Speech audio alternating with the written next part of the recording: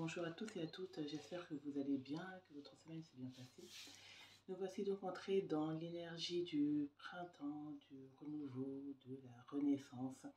Et pour accompagner ce démarrage d'éclosion, je vais le dire comme ça, j'aime bien. J'avais envie de voir un petit peu quelles étaient les énergies que nous allons être amenés à travailler du point de vue du féminin sacré.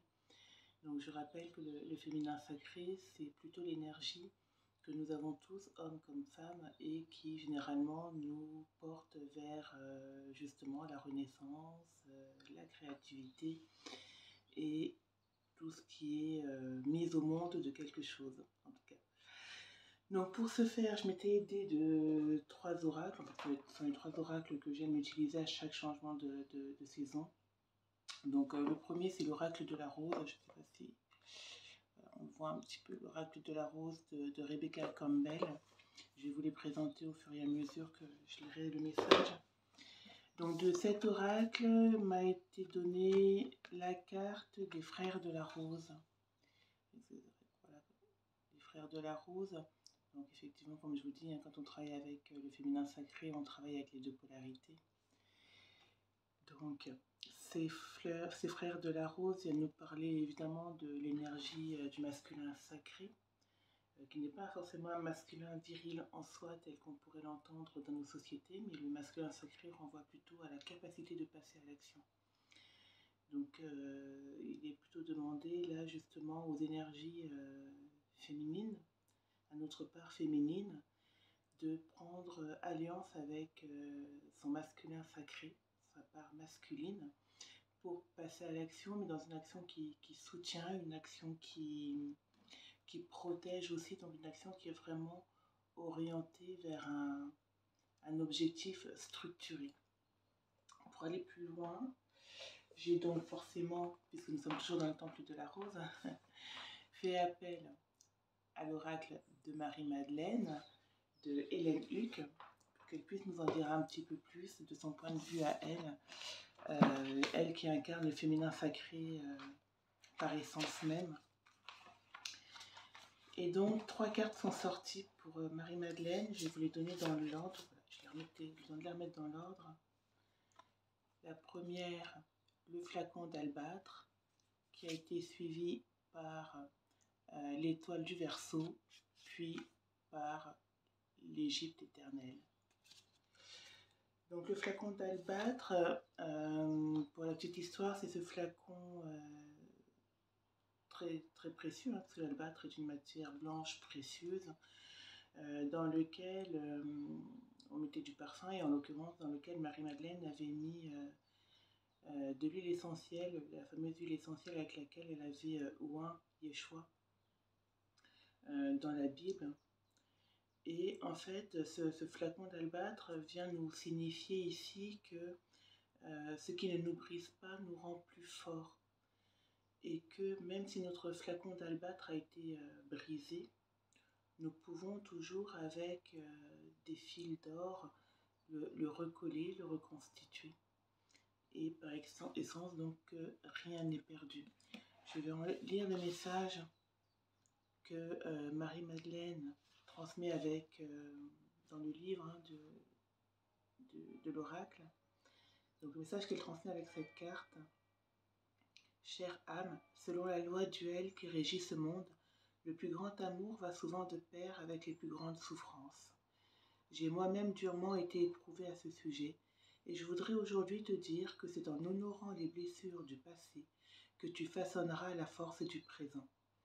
Si le flacon d'albâtre se présente à toi aujourd'hui, c'est peut-être que ton cœur est meurtri, en proie à la tristesse que génère le sentiment d'abandon. Il se peut que tu aies offert ce que tu avais de plus précieux, et que ce don inestimable n'ait pas été reçu à la hauteur de tes attentes ou reconnu à sa juste valeur. Si tu sens que quelque chose s'est brisé en toi et que tu ne sais pas comment le réparer, je souhaiterais que tu puisses voir la beauté dans tes fêlures et tes cicatrices, car elles sont le témoin de ton épopée personnelle, de ce qu'il y a d'unique dans ton histoire. Ne cherche pas à guérir de tout, mais apprends à reconsidérer la fragilité et la vulnérabilité comme des trésors, les 2 piliers du temple de ton authenticité. Si au lieu de les ignorer ou de les dissimuler, tu en soulignais les lignes de force, tu activeras les leviers de la résilience qui sont à tout instant à ta disposition. Je te suggère de t'inspirer de l'art japonais du kintsugi, qui consiste à réparer les objets en porcelaine ou céramique cassés en utilisant de la laque saupoudrée d'or. Pour cela, considère là où les situations qui ont brisé ton cœur et imagine-toi raconter cet épisode de ta vie à ton enfant. Fais-lui entrevoir de quelle manière ces moments difficiles t'ont permis de grandir et d'apprendre à mieux te connaître. Pense comment tu pourras lui transmettre le chemin par lequel tu es passé pour te relever. Quels mots tissés d'or tu emploieras pour souligner les fêlures qui font de toi ce que tu es devenu. Tu peux même écrire ce récit, le lire à voix haute, pour transformer cet acte de réparation créative en un rituel de guérison symbolique pour ton cœur. Donc ici, pour démarrer ce nouveau cycle de saison, Marie-Madeleine nous invite justement à observer notre flacon d'albâtre, à voir ce qu'il a cassé, quelles sont les fêlures qu'il en reste, et de les saupoudrer d'or, de les aimer, de les intégrer. Et peut-être quelque part aussi de nous pardonner à nous-mêmes, de nous être laissés blessés, de nous être laissés casser, et de ne pas avoir protégé suffisamment notre flacon d'albâtre. Une fois cela fait, donc elle nous invite à connecter avec l'étoile du Verseau. Ce qui est intéressant dans cette carte, si vous voyez bien, on voit Marie-Madeleine qui verse de l'eau donc dans la coupe du masculin. Donc on voit le féminin sacré qui verse de l'eau dans la coupe du masculin. Ça fait écho au message que nous avons reçu tout à l'heure de l'oracle de la rose, qui nous parlait des frères de la rose.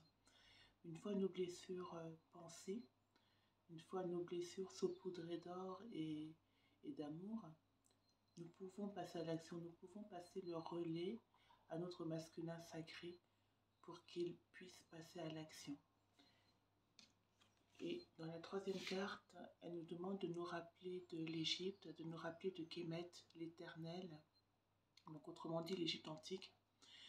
Ceci parce que notre masculin sacré, donc effectivement, il va être amené à passer à l'action, mais pas une action désordonnée comme nous le disait déjà la rose tout à l'heure, mais un passage à l'action depuis ses origines, depuis qui il est vraiment, depuis qui nous sommes vraiment.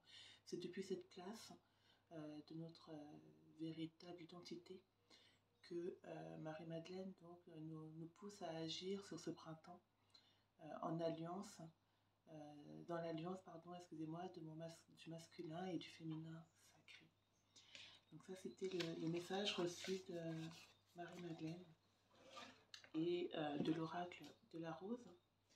Et puis pour clôturer, il y a ce jeu que j'aime beaucoup, je ne l'utilise pas tout le temps, et je l'aime beaucoup, c'est l'oracle Féminitude de Monique Grande, voilà, qui est très parlant et qui encore une fois nous parle de l'énergie du féminin sacré. Hein, ce ne sont pas des oracles qui ne sont destinés qu'aux femmes, hein, je le répète.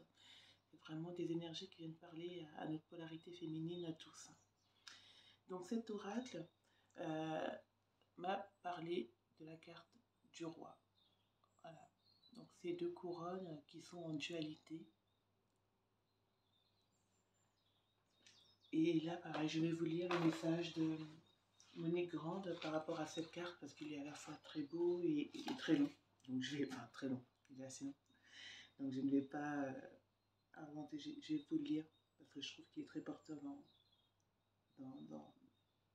à la suite, en tout cas, et en conclusion de ce que viennent de nous dire les deux précédents oracles.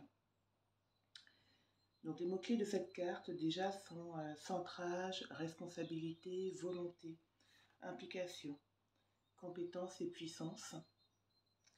Et pour la partie inversée de la couronne, la partie duel de la couronne, on parle de cruauté, de domination, de despotisme, d'avarice et d'isolement. Donc on est bien dans le monde de la dualité. Nous allons voir ce que dit de plus ce message. La nature de cet empereur procède du ciel, car il est le détenteur du pouvoir céleste. Il est au centre de l'empire, c'est le pilier central qui régit l'équilibre et l'harmonie du monde. Sa vertu rayonne selon 4 points cardinaux, et grâce à lui règne la paix et la justice. Il représente l'archétype de la perfection humaine. Ses attributs sont la balance et l'épée. Dans les cartes traditionnelles du tarot, l'empereur est assis sur la pierre philosophale.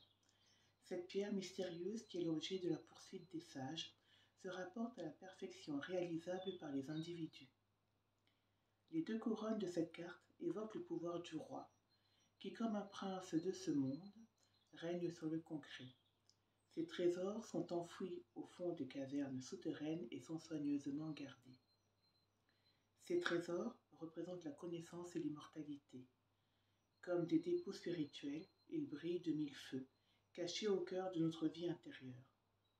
Malheureusement, ils sont rendus inaccessibles car des monstres dévorants font barrage devant les souterrains. Ces monstres sont à l'image de nos doutes, nos ambivalences, nos peurs, nos colères, nos jalousies. Tous ces différents aspects de nous-mêmes, gardés soigneusement par le diable. Ce dernier, tel un dragon, dresse des pièges à notre insu, afin de nous détourner de notre route et de nos objectifs. Pour être roi ou reine, nous devons donc acquérir la parfaite connaissance de nos objets de pouvoir, afin de déjouer les pièges de notre diable. Cette panoplie de dons et de qualités nous permet de mobiliser toutes nos forces de vie pour triompher et de nos dualités intérieures et parvenir à nous réaliser totalement. Ces difficultés inhérentes à cette recherche nécessitent de longues épreuves et de gros efforts humains. Cela nous amène à devenir conscients de notre propre force et nous engage sur la voie de la responsabilité et de l'autonomie.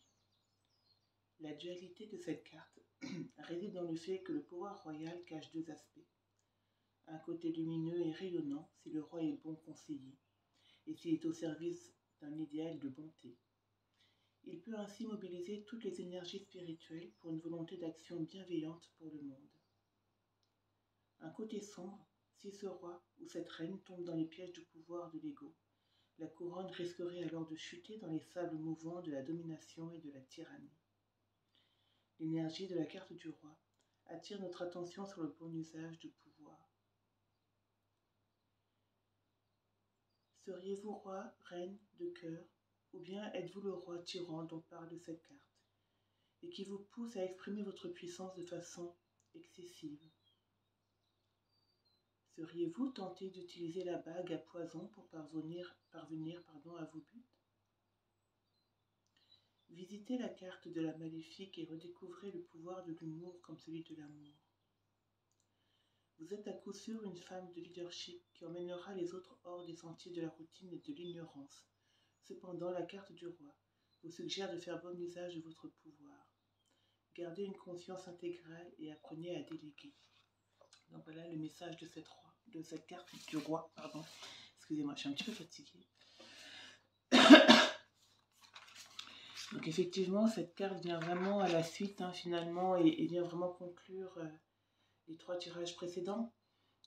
Et elle nous invite ici, je ne sais pas si vous avez fait attention, elle nous invite à questionner aussi le côté maléfique à l'intérieur de moi, cette énergie qui nous fait des fois utiliser le pouvoir de manière excessive ou nocive pour nous-mêmes, pour notre entourage, ou d'être soumis à un pouvoir excessif ou nocif présent dans notre entourage. En tout cas, on nous parle dans ces 3 tirages, j'ai envie de dire quand même, d'une reprise d'action, d'une reprise de souveraineté, mais en ayant observé un petit peu ce qui se passe à l'intérieur de nous. Voilà, on sort de cette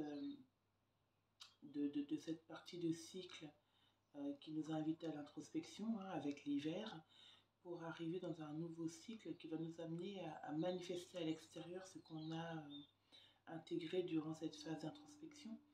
Et en fait, il s'agit là de savoir qu'est-ce qu'on a envie de ressemer au jour d'aujourd'hui dans notre jardin intérieur, quelles sont les graines qu'on a envie de planter et quelles sont les graines qu'on ne veut plus voir.